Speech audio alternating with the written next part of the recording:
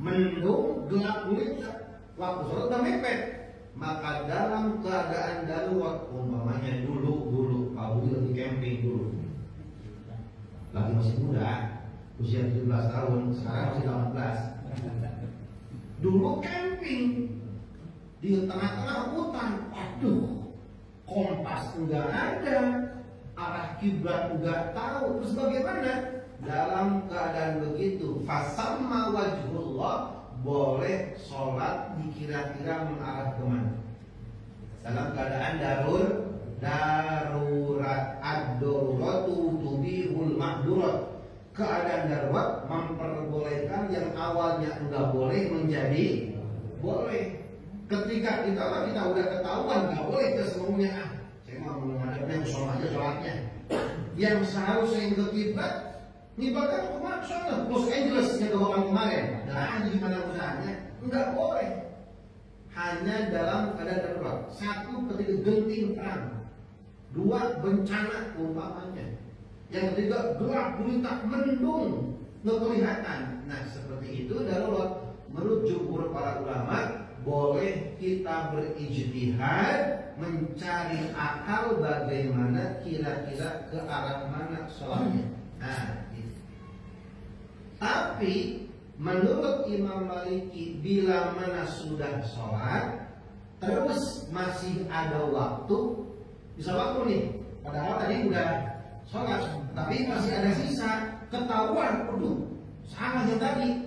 Menurut Imam Maliki boleh diulangi supaya meyakinkan sholat yang pertama.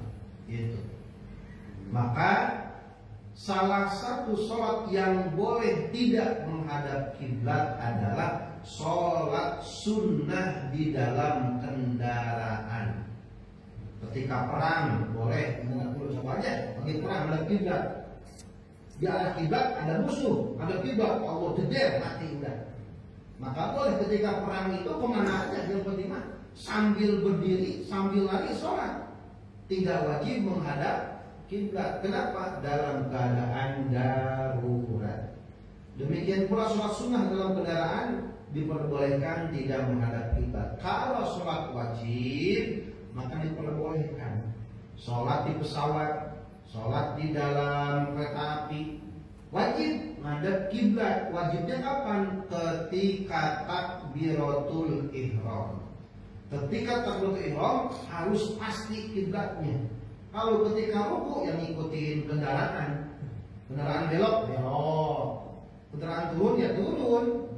Kenapa? Karena kita dalam keadaan kendaraan. Tapi wajib ketika takbiratul ihramnya harus menghadap kiblat.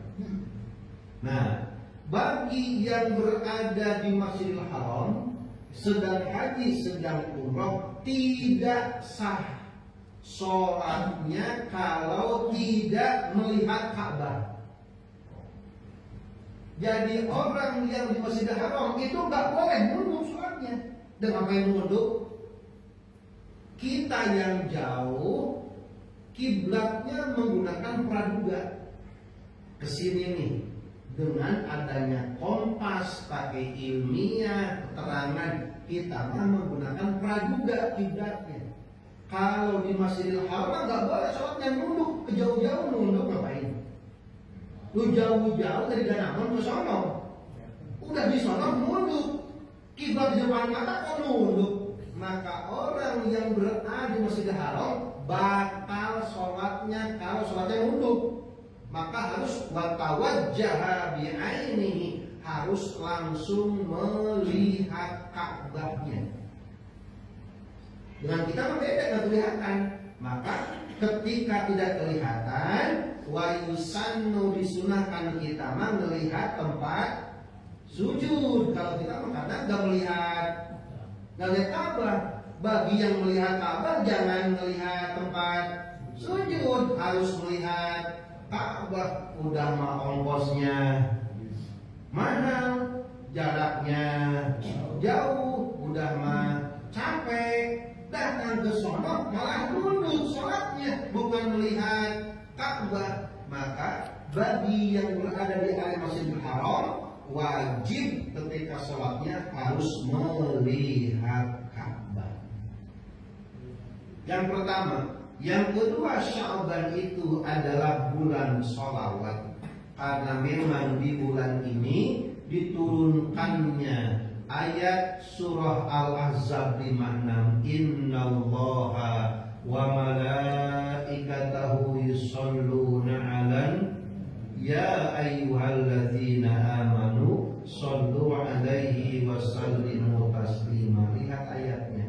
Pakai redaksi Nabi bukan Rasul. Enggak begini, Innallaha wa malaikatahu yusholluna 'alar rasul.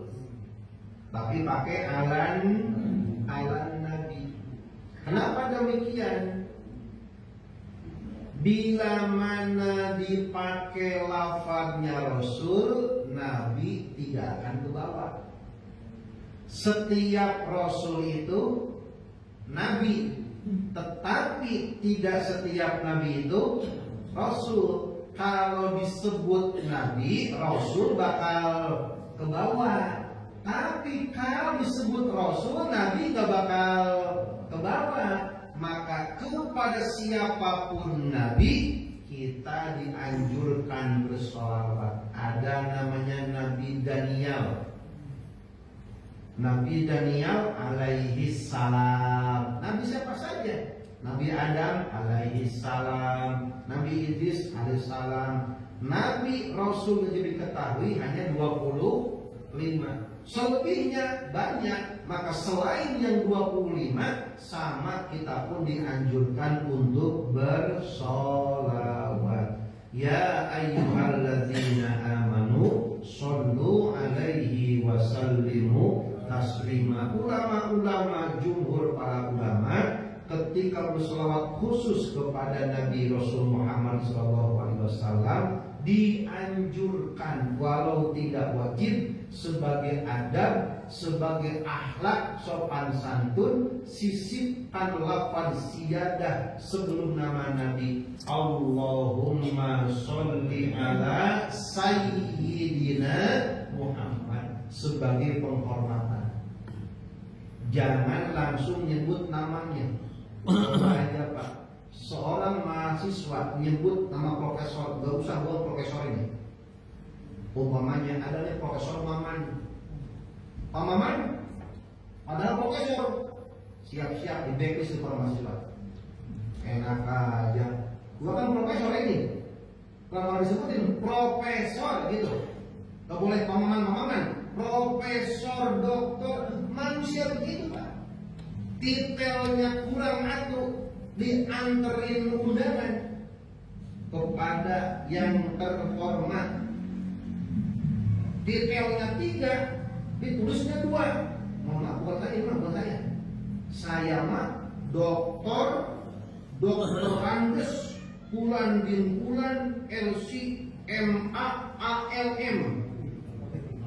Yang mana ujungnya itu? Ujungnya ALM itu almarhum. Kurang 1 dibalikin. Mohon maaf, ini bukan saya. Saya mah ada ininya nih. Manusia aja, itu yang disebutin marah. Nabi, ini Nabi yang ditanya syafaatnya disebutnya Muhammad Ojek. Maka umat yang mencintai Rasul ketika menyebutnya, walau Nabi tidak mengemis, tapi kita pengen syafaat dan cinta, maka sebutkan siyadah di depannya. Allahumma sholli ala sayyidina Muhammad. 2. Sya'ban adalah bulan sholawat. Perbanyak sholawat. Aksarun nasi alayya aktaruhum sholatan. Manusia terbaik di hadapanku kelak adalah orang yang memperbanyak sholawat. Yang ketiga, Sya'ban disebutkan adalah bulan Rasulullah. Rajab syahri Sya'banu, Rajab syahrullah wa Sya'banu syahri. Rajab adalah bulannya Allah, Sya'ban adalah bulanku. Kenapa demikian Sya'ban dinamai bulan Rasulullah sallallahu alaihi wasallam? Diriwayatkan